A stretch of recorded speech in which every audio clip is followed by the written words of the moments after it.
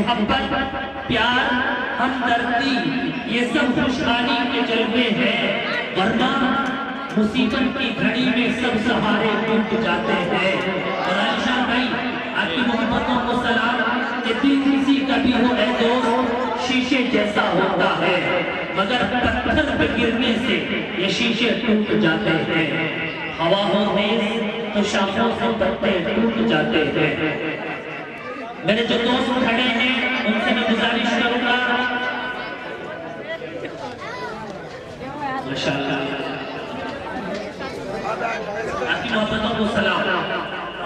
آئیے اس وقت ہم مقصد اصلی کی طرف لے رہے ہیں، اور آج کے ہمارے اس پروگرام کی جو سب سے اہم کڑی ہے، حضرات علماء کی ایک خوبصورت سی جماعت جو ایک موتیوں کی لڑی کی شکل میں ہمارے درمیان ہے، اس خوبصورت سی موتیوں کی لڑی کا سب سے پہلا قرب نیام قیمتی موتی جواب سا عالم دین ہم سب کی طرف فرما محب گرامی حضرت اقدس جناب امام مہتاب عالم صاحب قاسمی جو مدیر ہوتے ہیں مدینہ العلوم جولی سے، میں نہایت ادب و احترام سے گزارش گزارا حضرت والا پر نور پر جلوہ بروز ہو کر اپنی نصیحتوں سے ہم سبھی کو محسوس فرما دے۔ آپ تمام سے گزارش ہے کہ تھوڑی دیر سکون کا ماحول بنائے رکھیں، اس نورانی محفل کے اندر سنجیدگی پیدا کرنے کے لیے، ہمارے سوئے ہوئے ضمیر کو جگانے کے لیے تشریف لا رہی ہیں مناظر اسلام جواب سا عالم دین حضرت اقدس جناب امام مہتاب صاحب دامت برکاتہ کو لا رہی ہے۔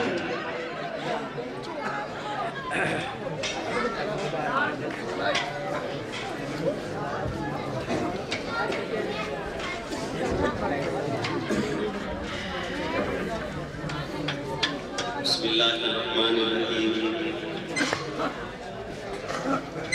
الحمدللہ رب العالمین، والصلاة والسلام علی سید الانبیاء والمرسلین،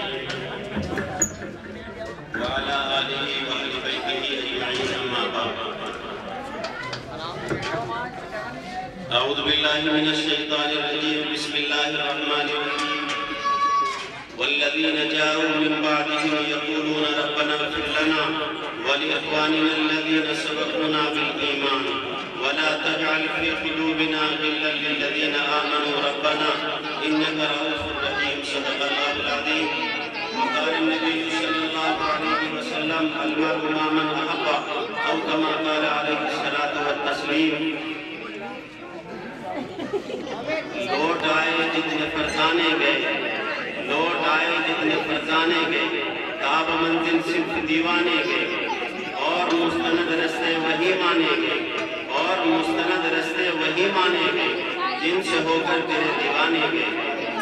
علماء اکرام، مہمانان اعظام، معزز سامعین، بس برتر ماں اور بہنیں، عزیز بچوں، آج کا یہ پروگرام قرآن مقدس کے عنوان پر مشتمل ہے، اور آپ حضرات بڑے قیمتی آدمی ہیں، یہ چھوٹے چھوٹے معصوم بچے جو ہمارا تابناک اور روشن مستقبل ہے۔ مجھے بڑے اختصار کے ساتھ آپ حضرات سے درخواست کرنی ہے، قرآن مقدس ہم تک کیسے پہنچا اور اس کے کتنے واسطوں سے قرآن کریم ہم تک آیا، بس وہ واسطے بتا کر میں اپنی بات ختم کروں گا۔ قرآن کریم ہم تک کیسے پہنچا یہ سمجھنا ہم سب کے لیے لابدی اور ضروری ہے، نہیں تو ہمارے لیے قرآن نہیں۔ ساتھیوں، قرآن کے یہ اعزاز ہے، قرآن کی یہ کرامت اور کرشمہ اور معجزہ ہے کہ جو آدمی قرآن کو یاد کرتا ہے تو اس کو یاد ہو جاتا ہے۔ جو قرآن کو یاد کرتا ہے محبت کے ساتھ، عقیدت کے ساتھ، احترام کے ساتھ، سنت و شرع کے ساتھ، تو اس کو یاد ہو جاتا ہے۔ اور اگر کوئی قرآن مقدس سے ذرا سا بے احترامی کر لے یا اپنا منہ موڑ لے تو جتنی جلدی یہ یاد ہو جاتا ہے، یہ اس کی خصوصیت ہے، اتنی جلدی منہ پھیرتے ہی یہ اس کے اندر سے نکلنا شروع ہو جاتا ہے۔ قرآن کا اعجاز یہ ہے اور اس کی خصوصیت یہ ہے کہ جب اس کو یاد کیا جاتا ہے تو یاد ہو جاتا ہے، لیکن اگر اس سے بے رخی کر لی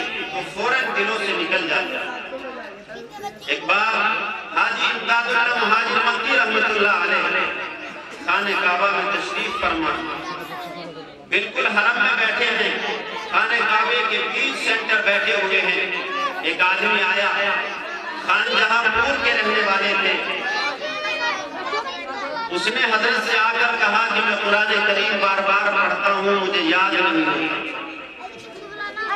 तो हजरत ने बरजस्ता ये कहा कि कसम इस पर्दे के रब की, अगर तुम सुन्नत के मुताबिक कुरान पढ़ोगे तो कुरान तुम्हें याद हो जाएगा, और अगर सुन्नत को तुम नहीं मानते तो कसम इस रब, इस पर्दे के रब की और इस बैतुल्लाह के रब की, क़यामत तक तुम्हें कुरान याद नहीं होगा। आप अहले सुन्नत वल जमात के दीवाने हो और उसके मानने वाले हो। तुम वो हो जिन्होंने हर दौर में जनाब रसूलुल्लाह सल्लल्लाहु अलैहि वसल्लम, कुरान मुक़द्दस, सीरत और असहाबे सीरत को हर मोड़ पर, गली और चौराहों पर पढ़ के सुनाया। हमने हर दौर में वक्त की तेज हवाओं से बगावत की है। हमने हर दौर में वक्त की तेज हवाओं से बगावत की है, छोड़ दी दुनिया के अफसाने, एक फकत नाम मोहम्मद से वफा की। तो हम अहले सुन्नत वल जमात का अकीदा कि जो मोहब्बत के साथ कुरान को पढ़ेगा उसको याद हो जाएगा, और जो बगैर मोहब्बत के पढ़ेगा वो पढ़ तो सकता है लेकिन ये कुरान उसको याद नहीं रह सकता। कुरान करीम हम तक कैसे पहुंचा? अल्लाह इरशाद फरमाता है, ला यातिही बातिल मिन बैन यदैहि वला मिन खल्फिही। अल्लाह ने लोहे महफूज से कुरान करीम को आसमान दुनिया पर उतारा, एक बार उतारा। उसके बाद हजरत जिब्रील अलैहिस्सलाम की जिम्मेदारी लगाई कि जनाब मोहम्मद रसूलुल्लाह सल्लल्लाहु अलैहि वसल्लम को कुरान जाकर सुनाना और याद कराने की जिम्मेदारी हमारी है। जाहिर है हजरत जिब्रील अलैहिस्सलाम जैसा मुकद्दस फरिश्ता, रूहुल कुदूस वल अमीन, फरिश्तों का सरदार, उसकी ताकत भी बुलंद व बाला, तसव्वुर से भी बाला। अल्लाह हजरत जिब्रील के मकाम को बयान कर रहे हैं, जो कुरान करीम को आसमानी दुनिया से मोहम्मद सल्लल्लाहु अलैहि वसल्लम तक लेकर आने वाले एक वास्ता है। अल्लाह और मोहम्मद के दरमियान एक वास्ता है। कितने वास्ते भाई? कुरान पहुंचने में मोहम्मद सल्लल्लाहु अलैहि वसल्लम तक एक वास्ता है, हजरत जिब्रील अलैहिस्सलाम। अल्लाह ने जिब्रील को दिया, जिब्रील ने हुजूर को दिया। मेरा ईमान, मेरा अकीदा है, मेरा यकीन है, हजरत जिब्रील जैसा फरिश्ता सरजमीन दुनिया में, आसमान और जमीन के माबैन न पैदा हुआ है, न क़यामत तक होगा। कैसे थे वो? कितनी ताकत थी उनमें? अल्लामा अनवर कश्मीरी अलैहि रहमा तर्जमा शेखुल हिंद के हाशिए पर लिखते हैं, हजरत जिब्रील अलैहिस्सलाम को अल्लाह ने 650 बाजुओं से नवाजा था, 650 परों से नवाजा था।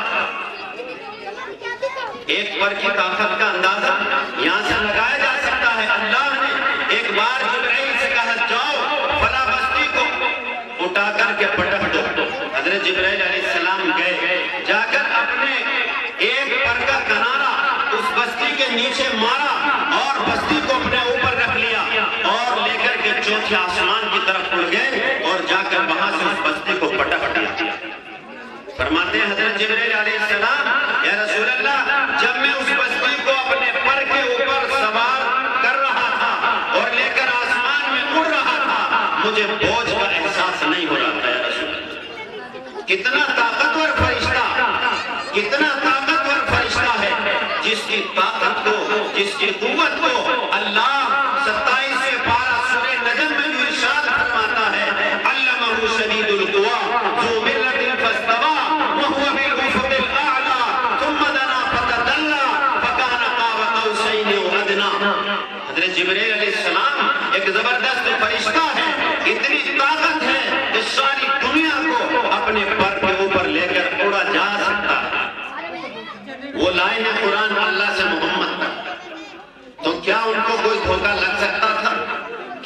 کوئی قرآن چھین سکتا تھا؟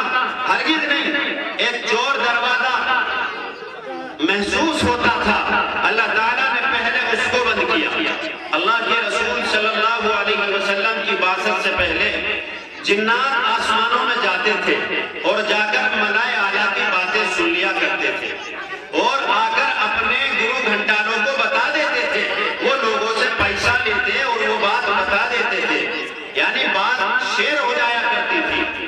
لیکن جب آخری پیغمبر کا نمبر آیا، جس کے صدقے میں میں اور آپ بنے، جس کے صدقے میں یہ ارض و سما بنا، یہ طول و عرض بنا، یہ چرندے پرندے درندے پہاڑ پودے نالے ندیاں، جس کا صدقہ اور طفیل ہے، جب اس پیغمبر کی پیدائش کا نمبر آیا اور جب نبوت کے اعلان کا نمبر آیا، آخری نبوت کے اعلان کا نمبر آیا، اللہ تعالیٰ نے سب سے پہلے جناتوں کا آسمان میں جانا بند کیا.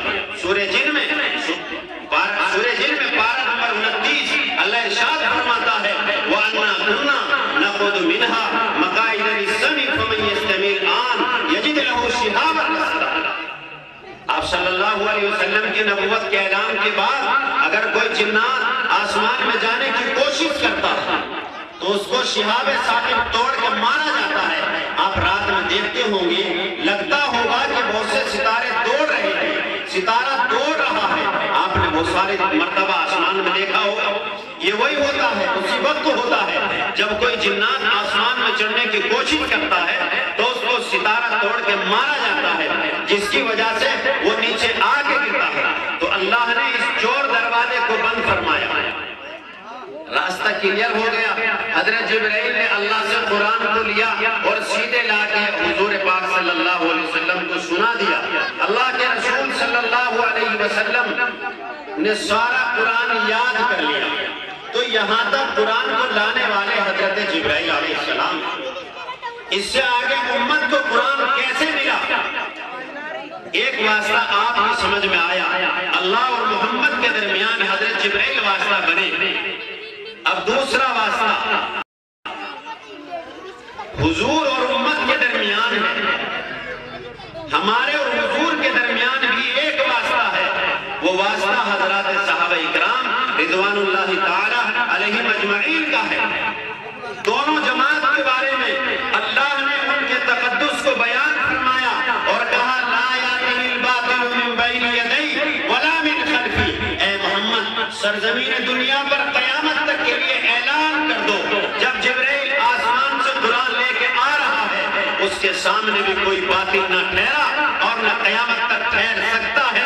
اسی طریقے سے جب صحابہ میرے محمد سے قرآن کو لے کر اس امت کو دیں گے، آخری امت کو دیں گے، تو کوئی باطل ان کے پیچھے ان کے آگے بھی نہیں آئے گا.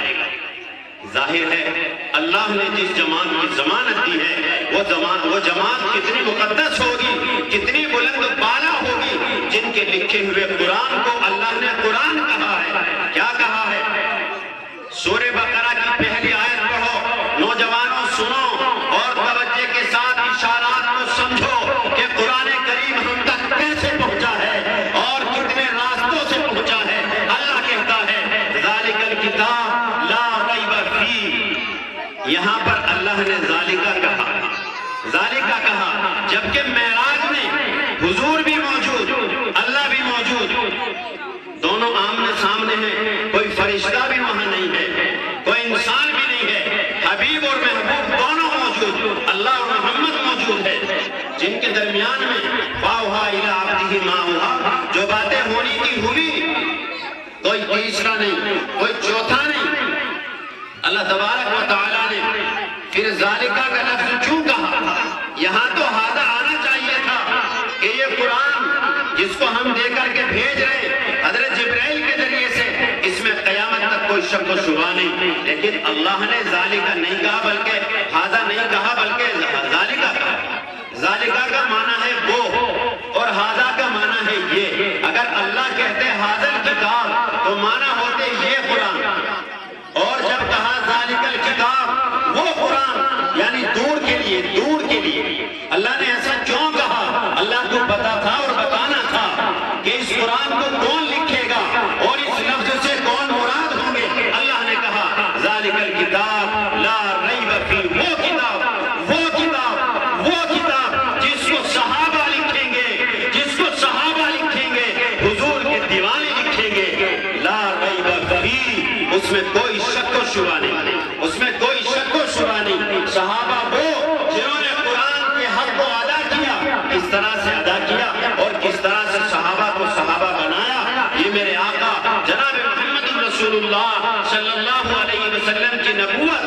آپ کا معجزہ ہے، آپ کا کمال ہے۔ ابھی تو مکے میں چند مسلمان ہیں، آپ علیہ السلام کی نبوت کا اعلان ہوا، تھوڑے سے مسلمان مکہ میں ایمان لائے۔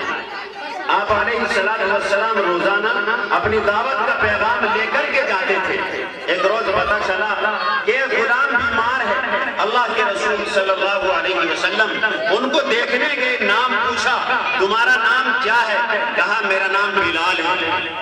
بلال تمہیں کیا ہوا؟ کہا مجھے بخار چڑھا ہے، بہت درد ہو رہا۔ اللہ کے رسول صلی اللہ علیہ وسلم نے کہا تم فکر نہ کرو، تم ٹھیک ہو جاؤ گے۔ بلال کو ابھی یہ نہیں پتا جس سے تم بات کر رہے ہو وہی آخری پیغمبر ہے، وہی محمد عربی ہے جو سارے جہانوں کا سردار ہے، جو رحمت للعالمین ہے۔ کہا محمد عربی صلی اللہ علیہ وسلم سے جاؤ، تم اپنا کام کرو، بہت سارے لوگ مجھ سے مزاج پوچھنے آتے ہیں اور چلے جاتے ہیں، کرتا کوئی کچھ نہیں۔ لیکن اس بار حضرت بلال کا سامنا جناب رسول اللہ صلی اللہ علیہ وسلم سے تھا۔ آپ علیہ السلام اپنے گھر تشریف لے گئے اور جانے کے بعد کچھ کھجور، کچھ دوائی، کچھ دودھ اٹھایا اور سیدھے حضرت بلال کی خدمت میں گئے اور کہا بلال یہ دوائی کھا لو، یہ دودھ پی لو، پڑھ کے سو جاؤ، تمہارا بخار اتر جائے گا۔ حضرت بلال حبشی رضی اللہ عنہ بولے اے محمد بخار تو اتر جائے گا، لیکن میرے مالک نے، میرے آقا نے میرا ذمہ لگایا ہے، مجھے رات بھر چکی چلانی ہے اور اس اناج کو پیسنا ہے۔ یہ جو جون پڑے ہیں اس کو پیسنے کا ذمہ میرا ہے، اس کو کون پیسے گا؟ آپ علیہ السلام نے کہا بلال تو پڑھ کے سو جا، یہ محمد کرے گا۔ تاریخ گواہ ہے، معتبر تاریخ میں لکھا ہے، اصحاب السیر اٹھاؤ، ابن خلدون اٹھاؤ اور بڑی بڑی معتبر مستند کتابیں اٹھاؤ، ابن خلدون اٹھاؤ، آپ کو یہ واقعہ صراحت کے ساتھ ملے گا۔ آپ علیہ السلام نے کہا بلال تو سو جا، تیرے جون پیسنے کے کام محمد کا۔ اللہ کے رسول صلی اللہ علیہ وسلم رات بھر چکی چلا رہے اور بلال کے بدلے جون پیس رہے۔ صبح ہوئی تو ان کو اٹھایا، بلال تیرے جون پیس گئے، اپنے مالک سے کہنا کہ بلال نے پیسا ہے، بلال نے پیسا ہے۔ 7 دن تک اللہ کے رسول صلی اللہ علیہ وسلم، ایک روایت میں 4 روز تک اللہ کے رسول صلی اللہ علیہ وسلم روزانہ دوائی لاتے اور بلال حبشی رضی اللہ تعالیٰ عنہ کے جون پیستے۔ 7 دن تک ایسا کرتے رہے۔ پھر وہ وقت آیا جب بلال کو پتہ چلا یہ تو پیغمبر ہے، یہ تو آخری پیغمبر ہے، فوراً ان کے ہاتھ پر ایمان قبول کیا اور کلمہ پڑھا، اشہد ان لا الہ الا اللہ واشہد ان محمد رسول اللہ، میں گواہی دیتا ہوں اللہ کے سوا کوئی معبود نہیں اور محمد صلی اللہ علیہ وسلم اللہ کے آخری پیغمبر۔ ایک روز جناب رسول اللہ صلی اللہ علیہ وسلم خانہ کعبہ سے گزرے، جب بلال کے مالک کو پتہ چلا کہ اس نے ایمان قبول کر لیا ہے تو وہ کوڑے مارتا تھا، سرزمین مکہ میں تپتے ہوئے صحرا میں سنگلاخ زمینوں پر لٹاتا، بڑی بڑی گرم ریت کی سیڑھیاں اٹھاتا اور بلال کی پیٹھ اور چھاتی پہ رکھتا اور بہت زور زور سے کوڑے مارتا۔ ایک روز بلال کا آقا کوڑے مار رہا ہے، جناب رسول اللہ صلی اللہ علیہ وسلم قریب سے گزرے اور دور سے دیکھا میرا بلال پٹ رہا ہے، میرا بلال کوڑے کھا رہا ہے، للچائی نظروں سے دیکھا، یا رسول اللہ بلال کا ایمان ثابت قدم تھا، ہے اور رہے گا، آپ چلے جائیے، یہ کوڑے تو بلال کی کمر پر پڑ رہے ہیں۔ نعرہ تکبیر، نعرہ تکبیر، علماء حق، علماء دیوبند۔ یا رسول اللہ آپ غم نہ کریں، لیکن نبی ہوتا ہے۔ للچائی نظروں سے دیکھا اور کہا بلال میں اس وقت تمہاری کوئی مدد نہیں کر سکتا، اور شاعر کیا کہتا ہے، بلال زخم پر زخم کھا کے جی، زخم پر زخم کھا کے جی، لبوں کو سی آہنا کر، لبوں کو سی، زخم پر زخم کھا کے جی، آہنا کر لبوں کو سی، یہ عشق محمدی ہے، کوئی دل لگی نہیں۔ کھاتے رہو کوڑے۔ اللہ کے رسول گئے، جا کر صدیق اکبر خلیفۃ النبی بلا فصل کے اصل مصداق خلیفۃ الرسول جا کے ان کی کولی بھائی پر رونے لگے۔ حضرت ابوبکر صدیق رضی اللہ عنہ نے کہا یا رسول اللہ آپ رو رہے ہیں، اللہ کے رسول آپ کی آنکھوں میں اے صدیق ایک میرا دیوانہ بلال جس کا نام ہے اس کا مالک اس کو بہت مارتا ہے، صدیق تم جاؤ اور اس کو خرید کر کے لاؤ۔ حضرت صدیق اکبر گئے اور جا کر فوراً بلال کے مالک سے بات کی کہ تم اس غلام کو آزاد کر دو اور مجھے دے دو۔ کہا کہ ایک کے بدلے میں 2 غلام دینے پڑے گے، سودا منظور ہے۔ حضرت صدیق اکبر رضی اللہ عنہ نے دونوں غلاموں کو دے دیا اور بلال کو اٹھا لائے۔ آ کر بلال جس وقت اللہ کے رسول کے دامن پکڑ کے روئے ہیں اور تاریخ میں وہ واقعہ لکھا ہے، یہ آسمان رویا، یہ زمین رویا، وہ بیت اللہ رو رہا ہے۔ آج بلال کے آنسو محمد عربی پوچھ رہے ہیں۔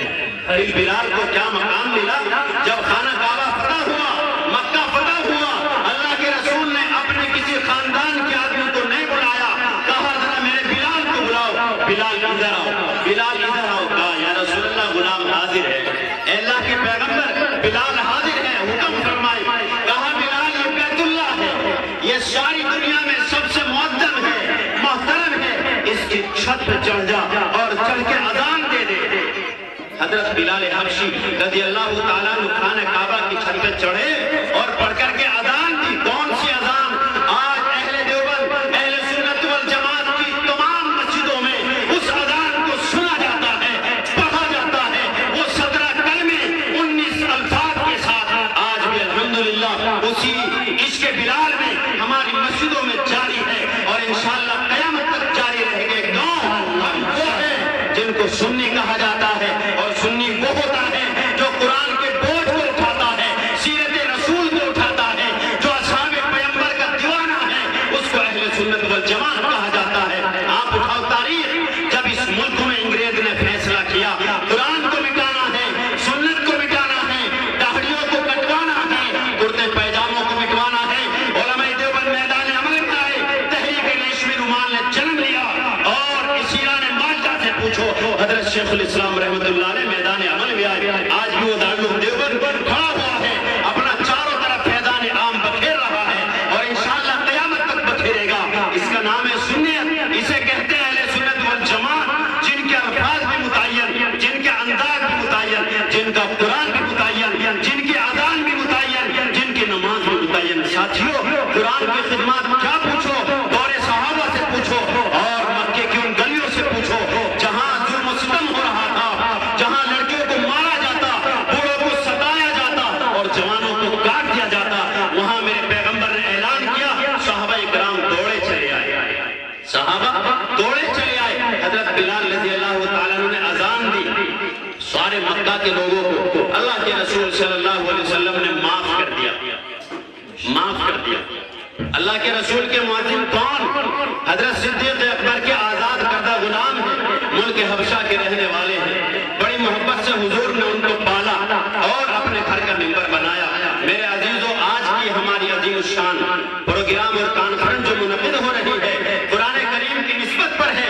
اگر آج قرآن آپ کے پاس موجود ہے تو یہ صحابہ کرام کی محبت اور ان کی قربانیاں ہیں جو اپنے گھروں سے نکلے، اپنے گھروں سے نکل کر پوری دنیا میں پھیلے اور جنہوں نے پوری دنیا کو قرآن کا پیغام دیا۔ کیسے پیغام دیا؟ اللہ کے رسول کو ہجرت کا حکم ہوتا ہے، یا رسول اللہ آپ مکہ چھوڑ دو، اب مکہ تمہارے لیے محفوظ پناہگاہ نہیں ہے، آپ مکہ چھوڑ رہے تھے۔ رات کا عالم، تنہائی کا عالم، تنہائی کا موسم ہے، اللہ کے رسول کھڑے ہوئے اپنے گھر سے چاروں طرف کفار مکہ شمشیر برہنہ لیے کھڑے ہیں۔ اللہ کے رسول رات کا عالم ہے، کہاں جاؤں؟ اللہ کے رسول رات کا عالم ہے، کہاں جاؤں؟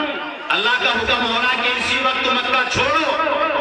آپ صلی اللہ علیہ وسلم سیدھے اپنے گھر سے نکلے، حضرت ابو بکر صدیق رضی اللہ عنہ کا جا کے دروازہ کھٹکھٹایا۔ ابو بکر دروازہ کھولو، صدیق اکبر دوڑ کے آئے، دروازہ کھولا، یا رسول اللہ آپ، اور اس وقت بغیر کسی اطلاع کے؟ کہا ابو بکر پہلے یہ بتاؤ تم جاگ رہے تھے یا سو رہے؟ فرمایا یا رسول اللہ ایک روز آپ نے کہا تھا کہ ہو سکتا ہے ہمیں مکہ چھوڑنا پڑے، اللہ کے حکم کا انتظار ہے۔ یا رسول اللہ صدیق اکبر تو اس دن سے نہیں سویا، اس انتظار میں بیٹھا ہے کب میرا پیغمبر، میرا محبوب، سارے جہاں کا سردار رحمت للعالمین نکلے گا تو یہ ابو بکر آپ کے کام آئے گا۔ آج نبوت نبوت کہاں پہنچی، دربار صداقت میں پہنچ رہی ہے، صدیق اکبر کے حوالے ہے۔ اللہ کے رسول صلی اللہ علیہ وسلم نے کہا صدیق فوراً چلو مکہ چھوڑنا ہے۔ اللہ کے رسول صلی اللہ علیہ وسلم صدیق اکبر کے ساتھ غار ثور کی طرف بڑھے۔ 3 دن کا راستہ ہے اور سنگلاخ نوکیلا راستہ ہے۔ اللہ کے رسول صلی اللہ علیہ وسلم چلتے رہے، چلتے رہے، چلتے چلتے اللہ کے رسول کے پیروں میں، آپ کے قدمین شریفین میں خون بہنے لگا۔ صدیق اکبر کی نظر پڑی، یا رسول اللہ آپ کے قدموں سے خون بہ رہا ہے، یا رسول اللہ آپ سواری پر سوار ہو جائیے، اے اللہ کے رسول آپ سواری پر سوار ہو جائیے۔ کہا ابو بکر سواری بھی تو ہو، ابو بکر سواری بھی تو ہو۔ فوراً صدیق اکبر بیٹھ گئے، یا رسول اللہ میرے ماں باپ آپ پر قربان، میرا سارا جہاں آپ پر قربان، صدیق اکبر سے بڑی سواری کوئی آپ کو ملے گی، اللہ کے رسول میرے کاندھے پر سوار ہو جائیے۔ تاریخ نے وہ وقت دیکھا، نبوت صدیق کے کاندھوں پہ بلا فصل بیٹھ گئی۔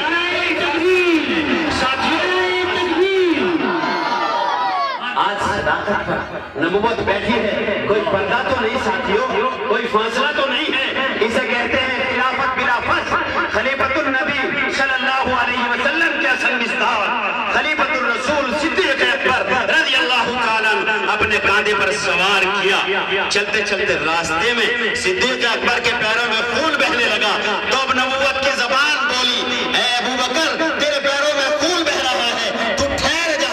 کہا نہیں یا رسول اللہ، کل قیامت کا دن ہوگا، اولین والآخرین کا مجمع ہوگا، سارے پیغمبر ہوں گے، سارے نبی ہوں گے، ساری امت ہوگی، میرے اللہ مجھ سے پوچھے گا، اے ابو بکر ہم نے نبوت کو تیرے حوالے کیا تھا، بتا میرے نبی کے ساتھ کیا ہوا؟ صدیق تو چند قطروں سے ڈر گیا، اگر یا رسول اللہ صدیق کو 1000 بار پیدا کرتا میرا اللہ، صدیق کا یہ جسم دربار نبوت میں اس کے محمدی میں ہر بار اٹھ کے کھڑا ہو جاتا۔ یا رسول اللہ صدیق مٹ جائے تو غم نہیں، لیکن آپ علیہ السلام کا یہ قطرہ اس زمین پر اگر گر گیا رسول اللہ، پھر قیامت تک ندی بہے گی، خون کی ندی نانے بہتی رہے گی۔ میں آپ کو مثال دیتا چلوں، مثال دے کر کے سمجھاؤں۔ صدیق اکبر رضی اللہ عنہ نے ایسا کیوں کہا کہ اگر خاندان رسالت کا ایک خون کا قطرہ بھی اس سرزمین پر گر جاتا، اللہ کے رسول کا ایک قطرہ گر جاتا، پھر قیامت تک خون کی ندے نالیاں بند نہ ہوتے۔ مثال دیتا ہوں، اللہ کے رسول صلی اللہ علیہ وسلم کی وصال کے بعد پھر وہ واقعہ آیا جس کو ساری دنیا جانتی ہے۔ جناب رسول اللہ صلی اللہ علیہ وسلم کے نوازے جب مدینہ المنورہ میں انہوں نے دیکھا کہ سرحدوں پر میرے نانا کے دین کو توڑا جا رہا ہے، مروڑا جا رہا ہے۔ حضرت حسین سیدنا رضی اللہ تعالی عنہ لفت جگر، حضرت سیدہ فاطمہ زہرا رضی اللہ تعالی عنہ اپنے گھر سے نکلے، سارے مدینے نے سمجھایا، اے حسین تم کہاں جا رہے ہو؟ کہا اپنے دین کے نانا کی حفاظت کے لیے جا رہا ہوں، اپنے نانا کی دین کی حفاظت کے لیے جا رہا ہوں۔ آج ہم ذرا سے قربانی دینے کے لیے تیار نہیں، سارا مدینہ آپ کے پاس آ کر کے کھڑا ہو گیا۔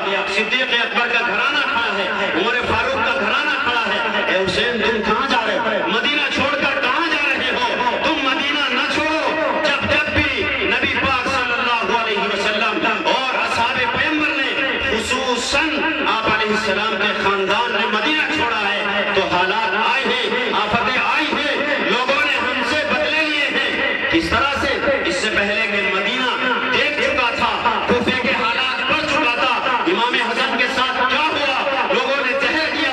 کوفے کی جامع مسجد کے لوگوں نے سیدنا حضرت حسن کے نیچے سے مصلی کھینچا اور سیدنا حضرت علی داماد پیغمبر صلی اللہ علیہ وسلم اور آپ علیہ السلام کے پروردہ حضرت علی رضی اللہ عنہ کی شہادت رمضان المبارک میں 17 رمضان میں کوفے کی جامع مسجد کے سامنے ہو رہی ہے۔ اس لیے سارا مدینہ اس بات کو کہہ رہا تھا، اے حسین، اے لخت جگر، اے سارے مدینہ کے نور نظر، تم مدینہ چھوڑ کے نہ جاؤ، تم مدینہ چھوڑ کے نہ جاؤ۔ لیکن نہیں، وہاں قرآن کی عظمت کو بچانا تھا، قرآن کی سنت کو بچانا تھا اور اپنے نانا کے لائے ہوئے دین اور پیغام شریعت کو بچانا تھا، اس لیے مدینہ سے نکلے اور سارے اہل بیت نکلے۔ بہت سارے لوگ پوچھتے ہیں میرے بھائی، میرے ساتھیوں، اہل بیت میرا ایمان ہے، میرے ایمان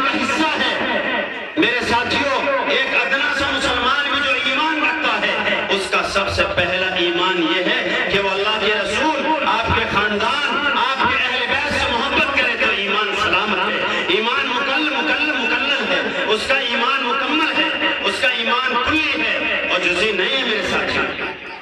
سیدنا حضرت حسین رضی اللہ تعالیٰ عنہ قرآن کی عظمت کے لیے اور اس کو بچانے کے لیے، قرآن کے پیغام کو بچانے کے لیے اپنے نانا کے روضے پہ جا اور وہاں سے اجازت حاصل کرنے کے ارادے سے جا رہے ہیں۔ قافلہ نکل گیا، کربلا کے میدان تک پہنچا، پھر وہ منظر ساری دنیا نے دیکھا۔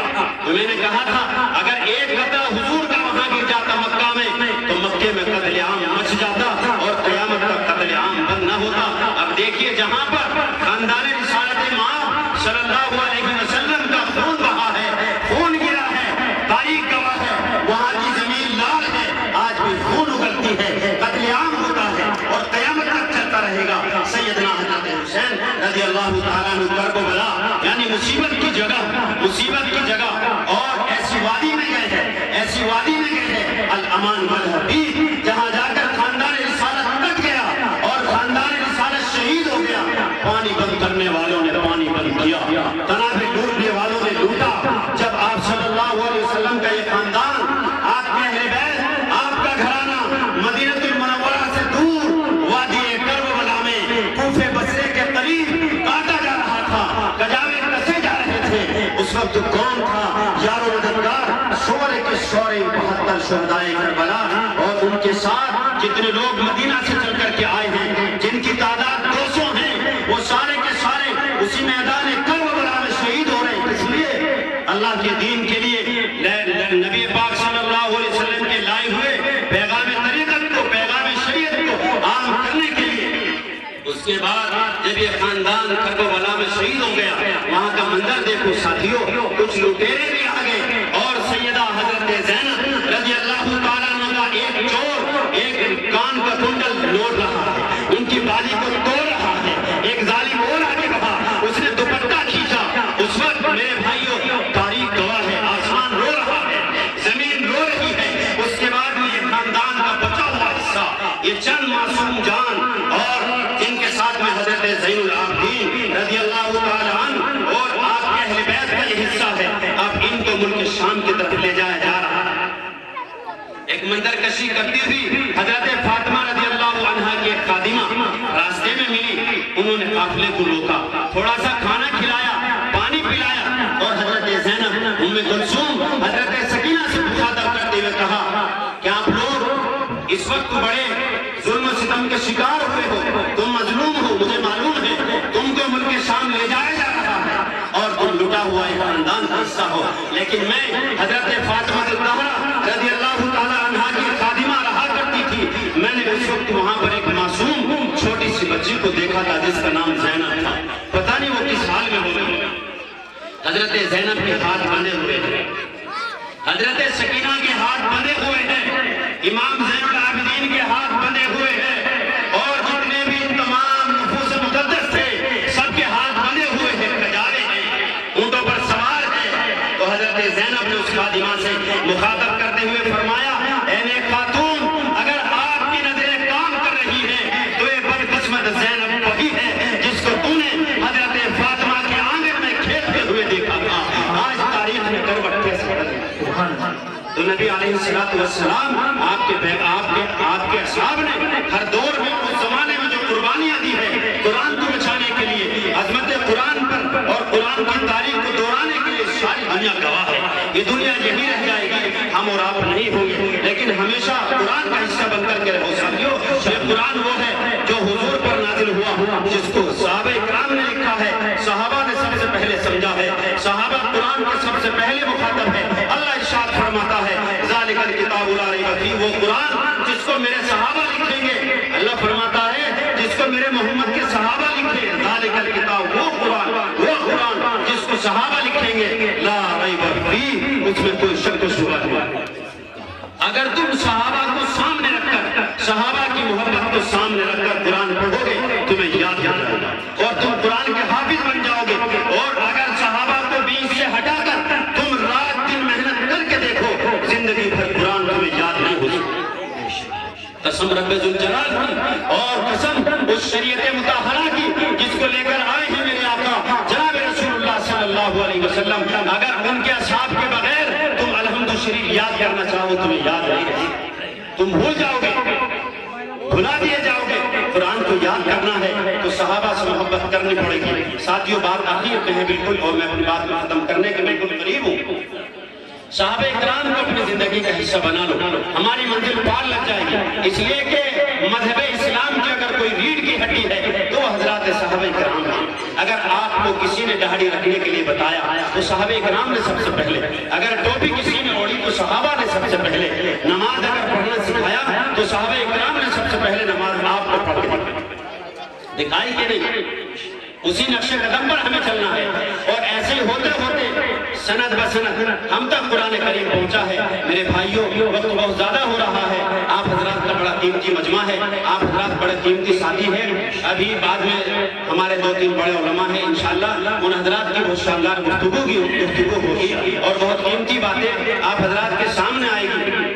حضرت مفتی محمد اقبال صاحب جو تیوڑا مدرسے کے نائب محتمم ہیں اور وہاں کے استاد حدیث بھی ہے، بہت بڑے آدمی ہیں، ان کو دعا کے لیے پہنچنا ہے، لیکن ان کی طبیعت اچانک بگڑی، بخار چڑھ گیا، میں سمجھتا ہوں نہیں آ پائیں گے۔ ان کی طرف سے آپ کو سلام ہے، بار بار سلام عرض ہے، اس لیے کہ آنے والی 12 تاریخ کو جمعیت علماء ہند کی ایک بہت شاندار کانفرنس، آل انڈیا کانفرنس رام لیلا میدان میں جا رہی ہے، پورے علاقے کے علماء اس میں لگے ہوئے ہیں، اس لیے کہ چپے چپے پر آپ دیکھیں گے جناب رسول اللہ صلی اللہ علیہ وسلم کی شان میں گستاخیاں ہو رہی ہیں اور جگہ جگہ مسلمانوں کے حقوق کو دبایا جا رہا ہے۔ ان تمام چیزوں کو لے کر جمعیت علماء مملکت ہندوستان سے اور یہاں کی حکومت سے، یہاں کے وزراء سے، ممبران پارلیمنٹ سے اپنی بات منوانے کے لیے آنے والی 12 تاریخ کو رام لیلا گراؤنڈ میں ریلی بلا رہی ہے، جس میں میری اور آپ کی سب کی ترجمانی ہونی ہے۔ ساتھیوں، ایسے پروگرام کا حصہ بننا میرا اور آپ کی خوش نصیبی ہے، ہم سب کی خوش قسمتی ہے کہ ہم اس پروگرام کا حصہ بنے، اور کل قیامت میں جب اللہ کے حضور میں جائے جناب رسول اللہ صلی اللہ علیہ وسلم کا سامنا ہو تو ساتھیوں ہمارا نمبر محب رسول میں آئے، مخالف رسول میں نہ، حضور سے محبت کرنے والوں میں آئے۔ آپ حضرات اپنے گاؤں سے بسیں کر کے جائیں، بہت شاندار پروگرام ہے اور باقاعدہ اس پروگرام کی پرمیشن ہوتی ہے، حکومت ہند سے باقاعدہ اس کو منظور کرایا جاتا ہے، اس کے بعد یہ پروگرام عمل میں لایا جاتا ہے۔ میں بالکل اپنی آخری بات کہہ کر بات ختم کروں گا۔ میرے بھائیوں، آپ سب حضرات کو مدینہ سے محبت ہے نا؟ مدینہ جانے کا ارادہ ہے؟ کیوں جانا چاہتے ہیں؟ کیوں؟ اس لیے کہ وہاں ہم سب کے آقا جناب رسول اللہ صلی اللہ علیہ وسلم آرام کر رہے ہیں۔ اس جگہ سے ہم کتنی محبت کرتے ہیں، کتنی محبت کرتے ہیں۔ دیوبندی عقیدہ بتا دوں، اہل سنت والجماعت کا عقیدہ بتاتا چلوں، ہم اس جگہ سے کتنی محبت کرتے ہیں جس جگہ میرے آقا روضہ رسول میں آرام کر رہے ہیں، اس جگہ کا مقام عرش آدم سے بھی افضل ہے۔ تعجب ہو رہا ہوگا نا؟ اللہ عرش پر بیٹھے ہیں، حضور روضہ رسول میں مدینہ میں موجود ہے، جس کا دوسرا نام حجرہ عائشہ ہے، وہاں آرام کر رہے ہیں۔ پھر اس جگہ کا مقام اتنا بلند و بالا کیسے؟ سمجھو ساتھیوں، اللہ عرش پر اکیلے ہیں، اور ایک حبیب اور محبوب کا جو رشتہ ہوتا ہے، جن حضرات کو اللہ نے دل دیا، جنہوں نے کسی سے محبت کی ہے یا محبت کی آگ نے ان کو کھایا ہے، وہ جانتے ہیں حبیب اور محبوب کا رشتہ کیا ہوتا ہے۔ اللہ عرش پر اکیلے ہیں اور مدینہ میں حبیب بھی موجود، محبوب بھی موجود، حبیب بھی موجود ہے، محبوب بھی موجود ہے، اس لیے اس جگہ کا مقام عرش آدم سے بھی افضل ہے۔ ایک مرتبہ وہاں پر ایک سرکار ایسی بیٹھ گئی جس نے کہا سارے مزاروں کو توڑ دو، سارے مزار توڑ دیے گئے، روضہ رسول بچ گیا۔ وہاں کی سرکار نے کہا روضہ رسول کے بارے میں علماء سے مشورہ کر لو، کیا رائے ہے؟ گنبد خضرا کو توڑ دیا جائے یا اس کو ایسے ہی چھوڑ دیا جائے؟ علماء حرم شریف میدان عمل میں آئے اور انہوں نے کہا کہ اسی وقت ہندوستانی علماء کو ایک خط لکھا جائے۔ ایک خط لکھا گیا کہ ہماری سرکار نے سعودیہ کے تمام مزاروں کو توڑ دیا ہے، ہم انڈیا کے اور خصوصاً دارالعلوم دیوبند کے علماء سے پوچھنا چاہتے ہیں کہ کیا مزار مقدس کو، روضہ رسول کو توڑ دیا جائے یا چھوڑ دیا جائے؟ وہاں کے ایک نمائندہ خط لے کر دارالعلوم دیوبند آیا۔ دارالعلوم دیوبند نے پورے ملک کے مستند معتبر اجلہ علماء کو جمع کیا، جن میں حضرت تھانوی رحمۃ اللہ علیہ بھی تشریف لائے، بڑے بڑے علماء تشریف لائے. 3 دن ہو گئے. وہاں کا سعودیہ کا سائل، وہاں کا سفیر سوال کرتا، حدیث شریف میں آتا ہے کہ قبروں کو پکی بنانا جائز نہیں، اور روزہ رسول تو پکا ہے. ہم نے ساری قبروں کو توڑ دیا. اے علماء دیوبند، اہل سنت والجماعت کے دیوانوں، بتاؤ حدیث سچی ہے تو پھر ہم روزہ رسول کو توڑ دیں، یا پھر تم کہو کہ حدیث صحیح نہیں. 3 دن کے بعد جب مجمع ہچکیاں لینے لگا، علماء دیوبند رونے لگے، حضرت تھانوی رحمۃ اللہ علیہ کھڑے ہوئے اور سعودیہ کے سفیر کو مخاطب کرتے ہوئے کہا بیٹھ جائیے، 3 دن سے آپ کا سوال سن رہا ہوں، جواب سنو. حدیث بھی صحیح ہے، روزہ رسول بھی صحیح ہے. جب تک علماء دیوبند زندہ ہے تم روزہ رسول کو ہلا بھی نہیں. نعرہ تکبیر، نعرہ تکبیر، علماء حق، علماء دیوبند. اس کے بعد سعودیہ کے سفیر نے کہا اے دیوبندی مولویوں تو پھر کہو کہ یہ حدیث کی سند کمزور ہے، یہ حدیث غلط ہے. کہا نہیں، دیوبندی عالم کبھی کسی حدیث کا منکر نہیں، اس لیے کہ حدیث کا منکر کافر ہوتا ہے. ہم تو مسلمان ہیں، حضور کے دیوانے ہیں. حضرت تھانوی رحمۃ اللہ علیہ نے جواب دیا، شریعت مطہرہ میں یہ بیان کیا گیا ہے حدیث شریف کے اندر، قبر کے اوپر بلڈنگ بنانا، قبہ بنانا یہ جائز نہیں. حضرت تھانوی رحمۃ اللہ علیہ نے کہا سنو، جہاں میرے آقا آرام کر رہے ہیں اور میرے آقا تشریف فرما ہے، وہاں حجرہ عائشہ پہلے ہے، قبر بعد میں بنی ہے. سبحان اللہ، سبحان اللہ. روضہ رسول پہلے ہے، حجرہ عائشہ پہلے ہے، قبر بعد میں بنی ہے. اس لیے آپ توڑ لیں. وہاں تو گنبد بنانی بعد میں ہے، جی جی، اور قبروں پر مزار کو بعد میں بنایا جاتا ہے، لیکن یہاں تو پہلے حجرہ عائشہ ہے اور اس میں روضہ رسول ہے. اس لیے کہ ہر پیغمبر وہیں اس کا آخری سانس ہوتا ہے، وہیں پردہ فرماتا ہے جہاں اس کا مدفن ہوتا ہے، جہاں ان کو دفن کرنا ہوتا ہے. ظاہر ہے آپ سب جانتے ہیں، تاریخ پڑھتے ہیں اور سارے علماء سے سنا ہے، حضور آخری وقت میں حضرت عائشہ کے حجرے میں آ گئے تھے اور وہی آپ نے دنیا سے پردہ فرمایا. بڑا عجیب منظر تھا وہ، اور بہت عجیب و غریب حالات تھے جو صحابہ کرام پہ آئے. حجرہ عائشہ ہے تو اس حجرے سے تو محبت ہے نا آپ کو. اچھا بتاؤ وہ کس کی جگہ میں ہے؟ کون ہے وہ اللہ کا بندہ؟ کون ہے وہ اللہ کا اتنا عزیز جس کی جگہ میں روضہ رسول ہو، جہاں میں بھی سلام پڑھنے جاؤں، جہاں بھی سلام پڑھنے جاؤ. جب 8 نمبر گیٹ سے پہلے نمبر پر جاؤ گے نا، آپ کو ملے گا باب السلام، اس سے نیچے بریکٹ میں لکھا ہوگا باب ابی بکر صدیق رضی اللہ تعالیٰ. یہ وہاں لکھا ملے گا. جب حضور مکہ سے مدینہ آئے تو مسجد نبی بنانے کی ضرورت پیش آ گئی. اللہ کے رسول نے سارے صحابہ کو بلایا، عمر فاروق کو بلایا، بلال علی کو بلایا، سب کو بلایا کہ ہمیں یہاں مسجد بنانی ہے، جگہ تلاشو. سارے صحابہ گئے، جگہ کہیں نہیں ملی. 2 یتیم بچوں کا ایک گھوڑا حضرت صدیق اکبر رضی اللہ عنہ کو مل گئے. آ کر بتایا یا رسول اللہ کوئی جگہ مدینہ میں دینے کو تیار نہیں، 2 یتیم بچے ہیں. انہوں نے کہا ہے کہ تم یہاں مسجد بنا لو. اللہ کے رسول نے کہا صدیق اکبر فری میں نہیں، پیسہ دے کر کے خریدو. ظاہر ہے اللہ کے رسول تو ہجرت کر کے آ رہے ہیں، ابھی آپ کے پاس کوئی پیسہ نہیں تھا. صدیق اکبر رضی اللہ عنہ گئے اور اس زمانے کے 4000 روپے ہوتے ہیں، آپ رضی اللہ عنہ نے ان دونوں یتیم بچوں کو دیا. جہاں آج مسجد نبی ہے، جہاں آج مسجد نبی ہے، اس ساری جگہ ہے جہاں مسجد نبی ہے، پہلے خریدار صدیق اکبر ہے، دوسری مرتبہ حضرت عثمان نے ان کو خریدا. مسجد نبی بن گئی. جب مسجد بن گئی اس کے بعد میں روضہ منبر رسول بنایا گیا. تو آپ علیہ السلام ایک دن بڑی محبت میں بیٹھے صحابہ کے درمیان فرمایا ما بین بیتی و منبری فہی روضۃ من ریاض الجنہ. اے مسلمانوں سنو، وہ جگہ جو میرے روضے اور میرے منبر کے درمیان ہے وہ جنت کا ٹکڑا ہے. اے مسلمانوں اگر تم نے ریاض الجنہ میں جا کر 2 رکعت نماز نفل پڑھ لی اور تم انڈیا میں آ کر قسم کھا کے کہو کہ اللہ کی قسم میں نے جنت میں نماز پڑھی ہے، تو آپ جھوٹے نہیں ہو سکتے. اور اللہ کا نظام دیکھو ساتھی، اللہ کا نظام دیکھو. جو ایک بار جنت میں گھس گیا، جو ایک بار جنت میں گھس گیا نا، اللہ کا انصاف یہ ہے اللہ اسے جہنم میں نہیں بھیجے. اللہ اسے جہنم میں نہیں بھیجے گا. میرے ساتھیوں اٹھو اور تمنا لے کر کے اٹھو. مدینہ جانا ہے اور شاہ رسول پہ جا کے سلام پڑھنا ہے اور ریاض الجنہ میں بھی نماز پڑھنی ہے. کل قیامت کا دن ہوگا جب قیامت قائم ہوگی. اچھا بتاؤ ساری چیزیں ٹوٹ جائے گی, مسجد نبی کا کیا ہوگا؟ مسجد نبی کا کیا ہوگا؟ اس ساری مسجد نبی کو یہاں سے اٹھایا جائے گا اور جنت میں لے جا کے رکھ دیا جائے گا. تو خریدار جنت کون؟ صدیق اکبر رضی اللہ تعالیٰ عنہ. دعائیں دو اور صدیق اکبر رضی اللہ عنہ سے محبتیں کیا کرو. ان کا احسان امت پر اتنا بڑا احسان ہے.